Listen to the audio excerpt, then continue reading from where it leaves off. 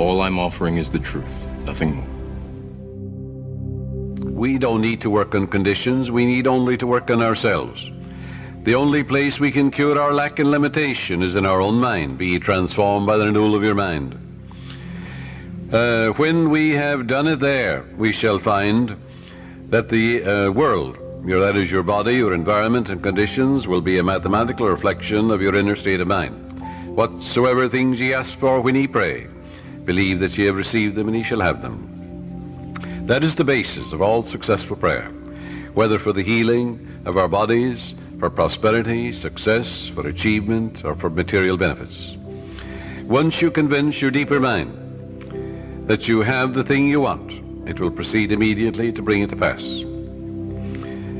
You might say to me, how can I convince my deeper mind, my subconscious, that I have riches or any other good thing, when my common sense tells me that bills are piling up, creditors are after me, the bank is calling up to pay for the mortgage and for the money I owe and so on. You can't. If you keep thinking about debts and obligations and how much you owe, you'll only magnify your misery.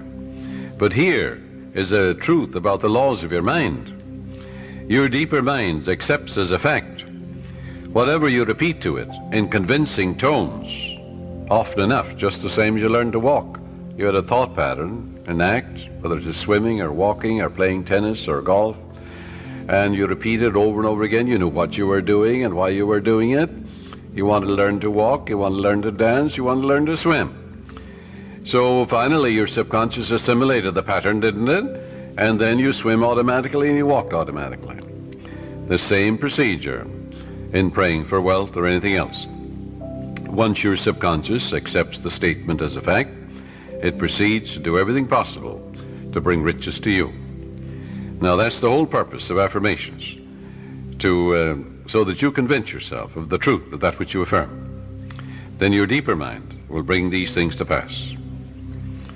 Many men say to me, I got an affirmation from someone, and it said, I am rich and prosperous now, I am successful, and I'm very wealthy. That affirmation, he said, succeeded in making me much more aware of my need, because, you see, he believed more in poverty and lack than he did in the riches all around him. So I explained to him, I said, you must turn away from that pattern and come back, change your belief. Your subconscious accepts what you believe. I said, look around you, realize that God created you and the whole world. It's an invisible spirit within you. Everything is made inside and out of it. It started your heartbeat. It's the air you breathe, the water you drink, it's the fruit that you eat. And therefore turn away and turn within and change that and say, I recognize the eternal source of my supply. God is the source of my supply. All my needs, spiritual, mental, material, are met at every moment of time and point of space. And God's wealth is circulating in my life, and there's always a surplus. So by day and by night I'm advancing, moving forward and growing, spiritually, mentally, materially, financially, intellectually, and every way. And all things be ready if the mind be so. It is done unto me as I believe. And before they call I will answer, while they're yet speaking I will hear. Oh, how I love thy law. Let it be my meditation both day and night. And the law is, I am what I contemplate. I am what I believe myself to be. According to my faith is it done unto me. God gave you richly all things to enjoy. God made you rich, why then are you poor? And as he began to realize the source of the infinite ocean of supply, the source of the very hair in his head, you know, the source of the power that enables him to lift a chair, the source of the grass, the source of the hay in the field, the source of the cattle in 1,000 hills. He began to realize the source. He aligned himself with it, and then it made sense to him. Then he realized that he was writing in his subconscious mind the idea of wealth, of growth, and prosperity. He changed his belief to a belief in the riches, the endless riches all around him, instead of poverty, which was a false belief in his mind. Don't you know there's enough fruit rots in the tropics to feed all humanity? Nature is lavish, extravagant, bountiful. God gave you richly, yes, all things to enjoy. These things, he said, I've said unto you, that my joy might remain in you, and your joy might be full. Heretofore you've asked for nothing, now ask, that your joy might be full. And I am come that you might have life, and have it more abundantly. Heretofore you've asked for nothing, now ask, that your joy might be full. But to ask, you see, in the Bible is to claim. And as Paul says, you claim it boldly, but you know what you're doing and why you're doing it.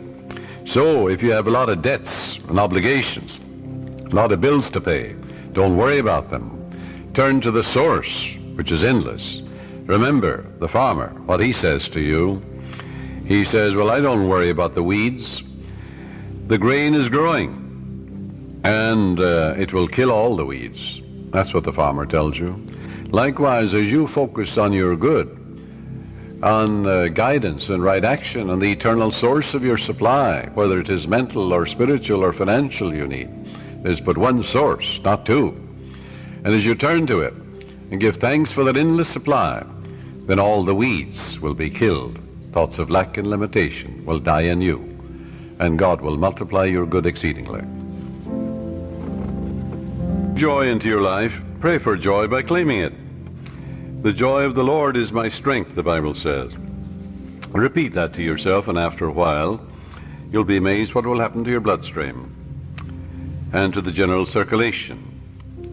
Don't keep analyzing it or gritting your teeth about it. Just know that joy is the elan of life, the expression of life.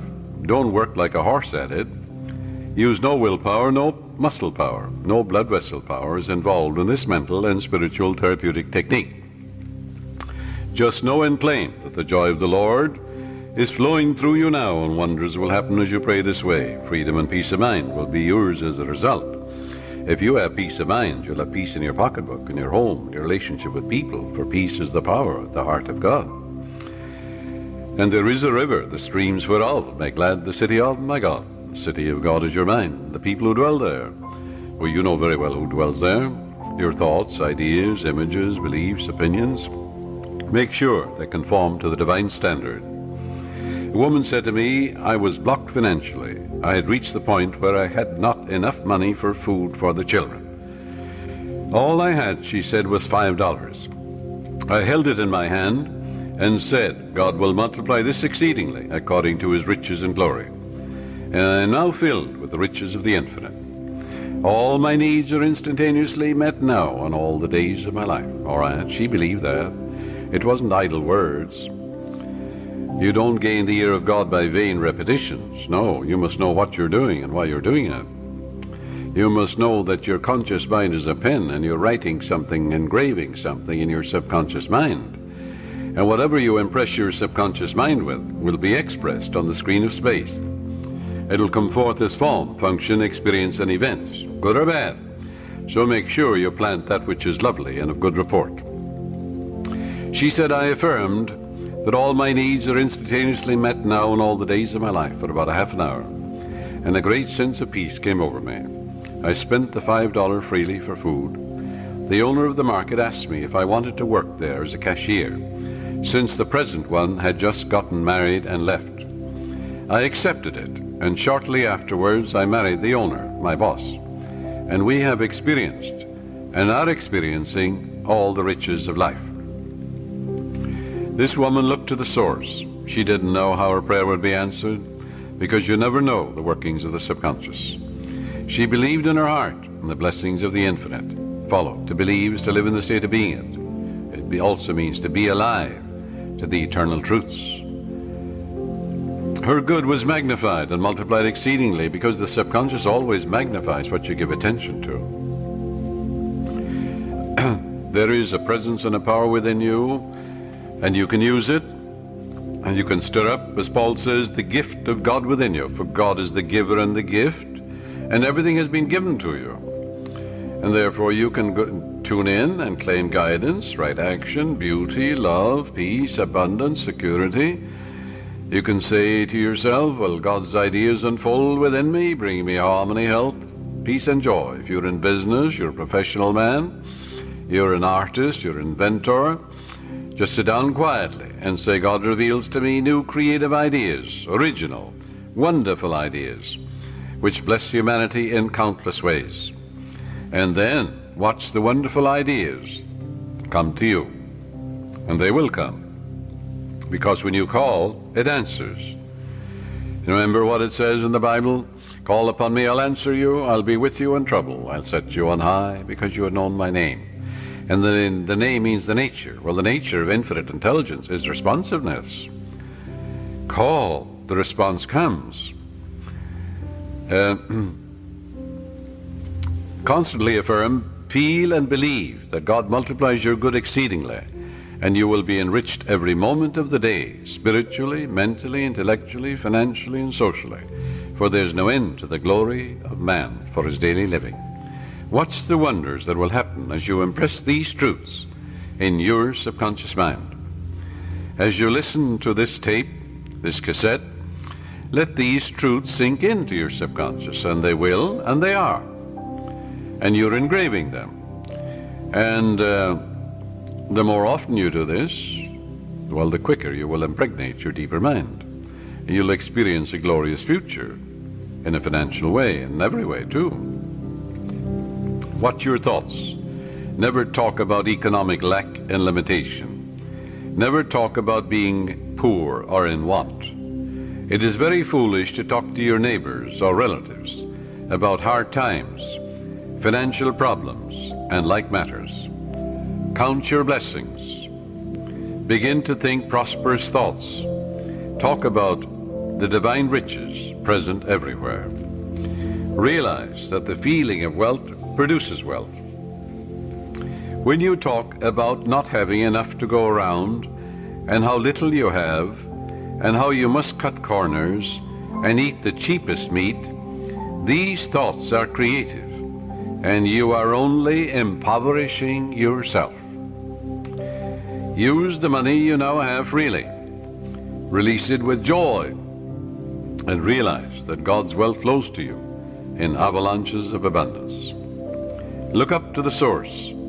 As you turn to the divine presence within you, the response will come. It is written, He careth for you.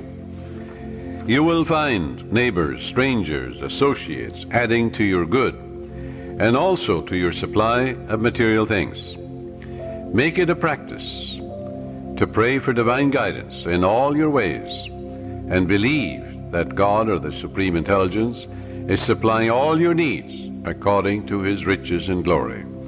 Claim it boldly. Come boldly to the throne of grace, Paul says. And grace, when it's removed from its mystique, is simply the mathematical, orderly reflection of your habitual thinking and imagery. In other words, there's supreme intelligence that responds to your conscious thinking and imagery.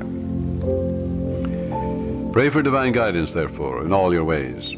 As you make a habit of this attitude of mind, you will find the invisible law of opulence can and will produce visible riches for you. Recently, a doctor told me that her constant prayer was as follows: I live in the joyous expectancy of the best, and invariably the best comes to me.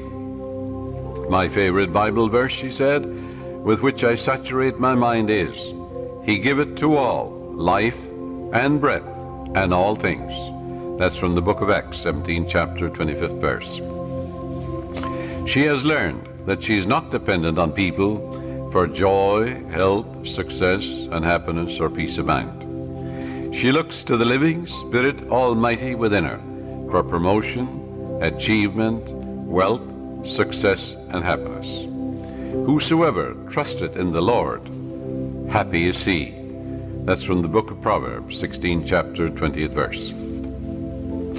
Contemplate promotion, success, achievement, illumination, and inspiration, and the Spirit of the Almighty will move in your behalf, compelling you to express fully what you meditate on. Let go now and permit the infinite riches of the Infinite One to open up new doors for you. Let wonders happen in your life.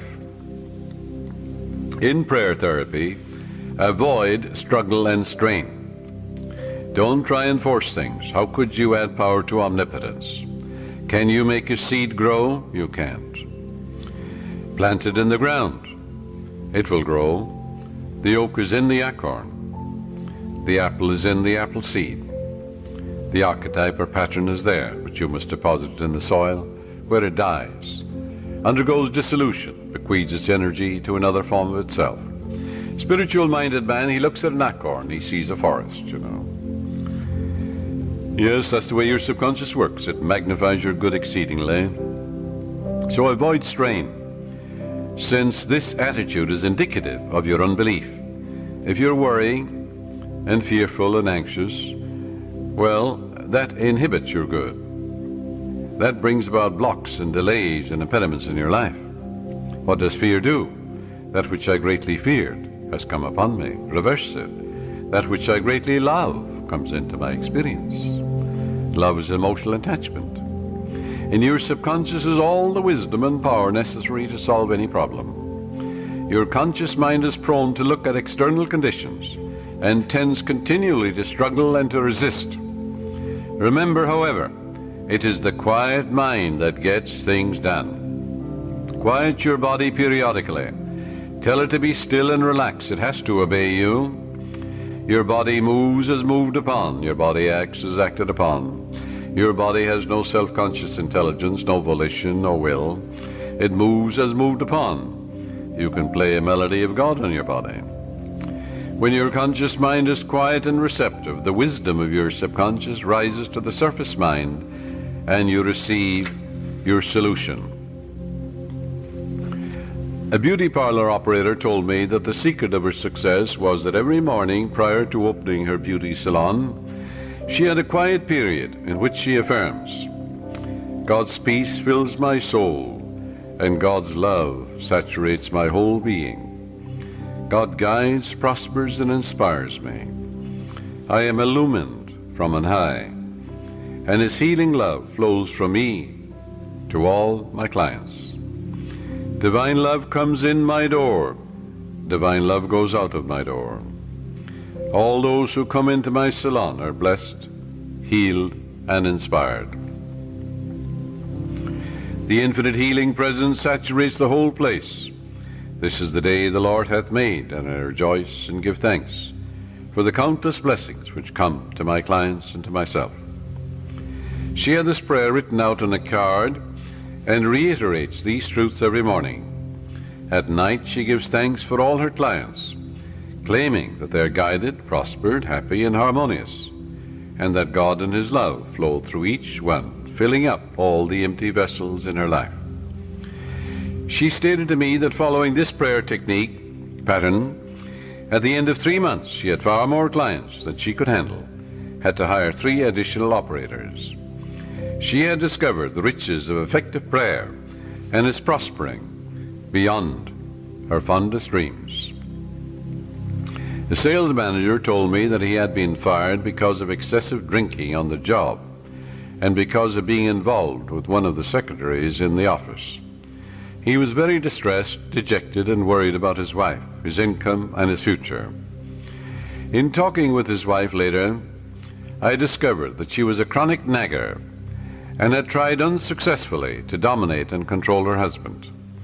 She was abnormally jealous and very possessive, and she clocked him in every evening, creating a scene if he were not home at a certain hour.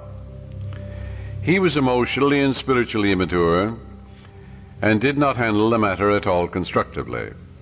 He deeply resented her nagging and her clocking of his arrival at home, and retaliated by drinking and becoming involved with another woman. He said to me, I just wanted to get even with her. Both of them agreed. It takes 2, to make a go of marriage.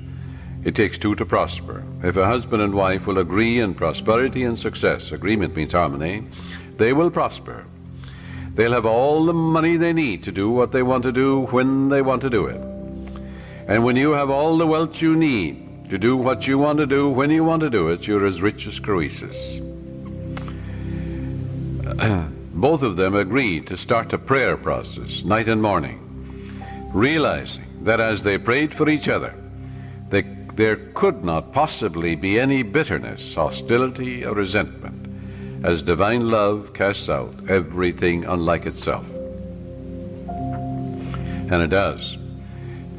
She prayed night and morning as follows: my husband is God's man. God is guiding him to his true place. What he is seeking him. Divine love fills his soul. Divine peace fills his mind and heart. He is prospered in all his ways, spiritually, mentally, financially, socially, every way. By day and by night he is advancing, moving forward and growing, spiritually, mentally, financially, socially, intellectually, in all ways, for life itself is growth. There are harmony, peace, love, and understanding between us.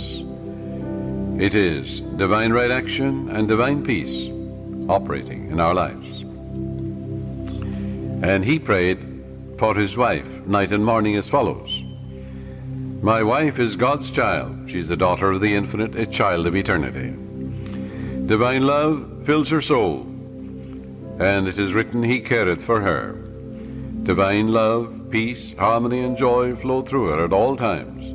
She's divinely guided and prospered in all her ways, for to prosper is to grow along all lines.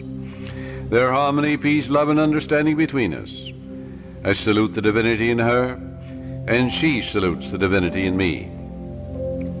As both of them became relaxed and peaceful about the situation, they realized that only good can come out of this situation. Soon he received a phone call from the president of the company calling him back, stating that he had heard he had had a reconciliation with his wife, and at the same time he praised him for his past achievements and accomplishments for the organization. Actually, his wife, without his knowledge, had visited the president of the company and had told him the whole story, how happy they now were, and how the other woman had vanished out of his life. She told how they were now praying together. He was impressed, and she and her husband discovered very quickly the riches of scientific prayer. For the riches of the infinite are within you. You can know if you have succeeded in prayer by the way you feel. If you remain worried or anxious, if you're wondering how, when, and where, or through what source your answer will come, you are meddling. This indicates you do not really trust the wisdom of your subconscious. Avoid nagging yourself all day long, or even from time to time. When you think of your desire, lightness of touch is important. Remind yourself that infinite intelligence has taken care of it in divine order, far better than you can by tenseness of your conscious mind. For example, if you say, well, I need $5,000 by the 15th of next month, or the judge must make a decision for me by the 1st of the month, otherwise I lose my home, my mortgage, and so on. That's fear and anxiety and tension. What will that do? Bring blocks and delays, impediments and difficulties into your life. Always go to the source. Remember, in peace and in confidence shall be your strength. When you're anxious and tense and worried, that will not bring about prosperity or peace of mind or health or anything. Go back to the source. Come to a place of absolute rest in your mind and say to yourself, reiterate these truths. It is done unto me as I believe. Go thy way as thou hast believed, so be it done unto thee. All things be ready if the mind be so, which means all I have to do is ready my mind to receive the benediction, the guidance, the wealth, the answer, the solution, the way out. According to my faith is done unto me. Go thy way, thy faith hath made thee whole. Go in peace, thy faith hath made thee whole. And all things are ready if the mind be so. The light of God shines in me. The peace of the everlasting God fills my soul. And quietness and confidence shall be my strength. God gave me richly all things to enjoy. With God all things are possible. Reiterate these simple truths. Say, the Lord is my shepherd, I shall not want. He maketh me to lie down in green pastures. He leadeth me beside the still waters. He restoreth my soul. When I call upon him and he answers me, he'll be with me in trouble. He'll set me on high because he hath known my name. God is my instant everlasting supply, and ever-present help in time of trouble. Reiterate these truths. Read a psalm like the 23rd and 91st Psalm, and go over these psalms quietly, peacefully and lovingly. You'll get to a point of rest and peace in your mind.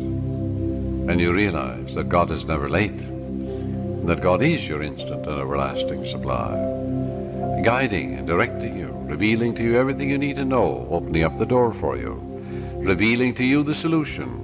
And God's riches are circulating in your life, and there's always a surplus.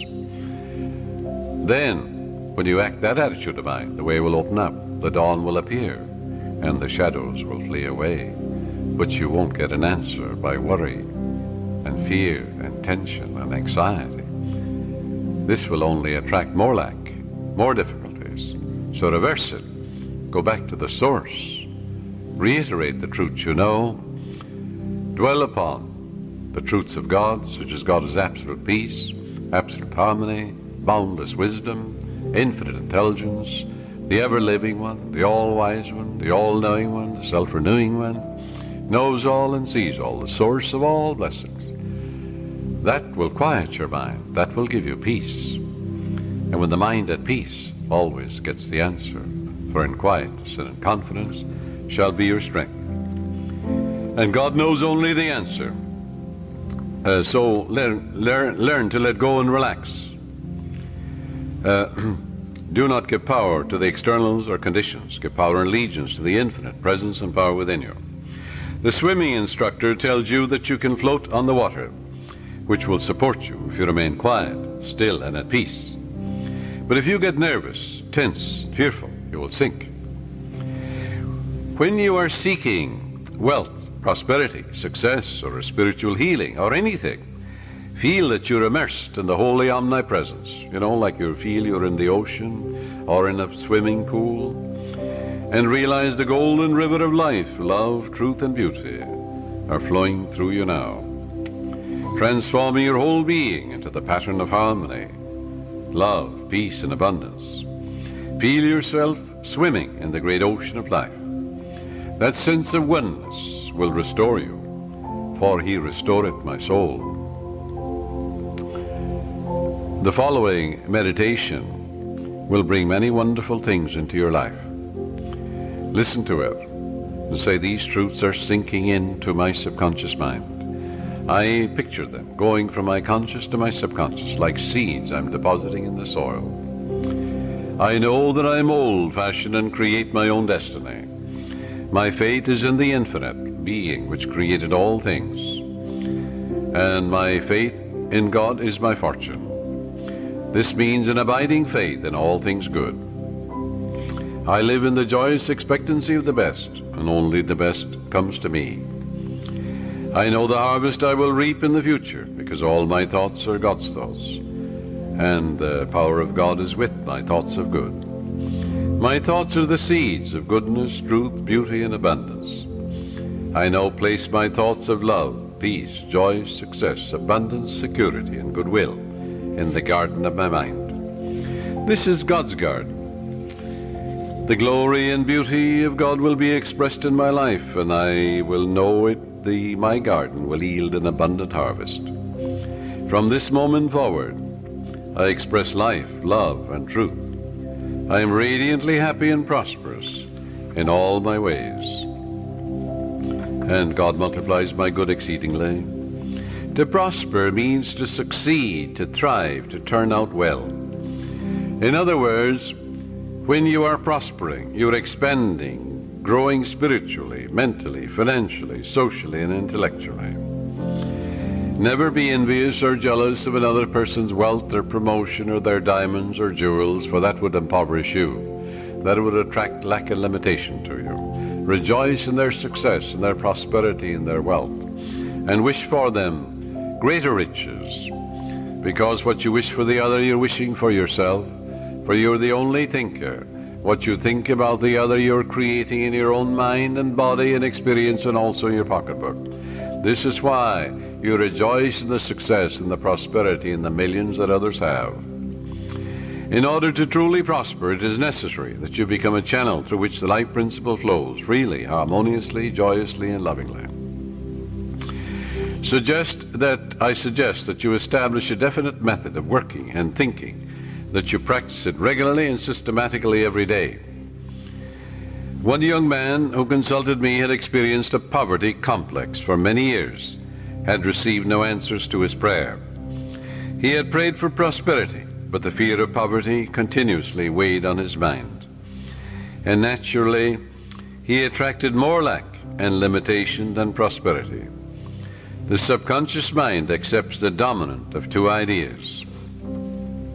Change your mind from belief in poverty, but begin to believe in God's riches, which are all around you. Infinite riches. After talking with me, he began to realize that his thought image of wealth produces wealth, that every thought is creative, unless it is neutralized by a counter thought of greater intensity. Furthermore, he realized that his thought and belief about poverty was greater than his belief in the infinite riches all around him. Consequently, he changed his thoughts and kept them changed. I wrote out a prosperity prayer for him as follows. It will benefit you. I know there is only one source, this is the prayer, the life principle, the living spirit, from which all things flow. It created the universe, and all things therein contained. I am a focal point of the divine presence. My mind is open and receptive. I am a free-flowing channel for harmony, beauty, guidance, wealth, and the riches of the infinite. I know that wealth, health, and success are released from within and appear in the without. I am now in harmony with the infinite riches within and without. And I know these thoughts are sinking into my subconscious mind and will be reflected on the screen of space. I wish for everyone all the blessings of life. I am open and receptive to the divine riches, spiritual, mental, and material, and they flow to me in avalanches of abundance. This young man focused his thoughts on God's riches rather than on poverty, and made it a special point never to deny what he affirmed. Many people pray, for wealth, and they deny it an hour later. They say, I can't afford this, I can't make ends meet. They're making a mockery of their prayer. They're like the man that gets into a taxi in New York, and he's going to the airport, and on the way he says to the taxi driver, oh, take me back home, I forgot my passport. So he goes back. Then he said on the way again, oh, I better go to my club, I forgot my wallet. So the taxi driver takes him to his club, and he says, oh, I forgot some letters at my grandmother's. So off he goes to the grandmother, and he gives a half a dozen directions in a half an hour to the taxi driver. Finally, the taxi driver takes him into the police station because he realized he's mental. Well, now this is the way millions of people pray, even in the New Thought movement. They give a half a dozen directions to their subconscious mind in a half an hour or an hour. The subconscious is so confused and perplexed, it doesn't know what to do, it doesn't do anything. So it results in plain frustration. Frustration, it comes from frustrare, to deceive, to work for nothing. So you don't put a seed in the ground and then dig it up. Stop contradicting what you affirmed. And that's the way people pray for prosperity. They're constantly denying what they're affirming, and they're making a mockery of prayer. So this young man focused his thoughts on God's riches rather than poverty, and he stopped saying, I can't afford, or I can't buy that piano, or I can't buy that car. He never used the word can't. Can't is the only devil in the universe. Your subconscious takes you literally and blocks all your good. Now, in a month's time, his whole life was transformed. He affirmed the above truths, which I just mentioned, morning and evening for about 10 minutes, slowly and quietly, engraving them in his mind, knowing what he was doing, believing what he was doing, knowing that he was actually writing down these truths in his subconscious mind, causing the latter to be activated and to release its hidden treasures. For the gold mine is in your subconscious, the diamond mine is there. It's the source of all the riches of heaven. Although this man had been a salesman for 10 years with rather dim prospects for the future, suddenly he was made sales manager at $30,000 a year plus prime benefits. Your subconscious has ways that you know not of. It's impossible to impregnate your subconscious mind with the idea of wealth and be poor. It's impossible to impregnate your subconscious with the idea of success. Good heavens, you are born to win, to succeed. The infinite can fail. You're born to triumph. Son, thou art ever with me, and all that I hath is thine. Let your prayer be, by day and by night I'm advancing, moving forward and growing. God gave me richly all things to enjoy.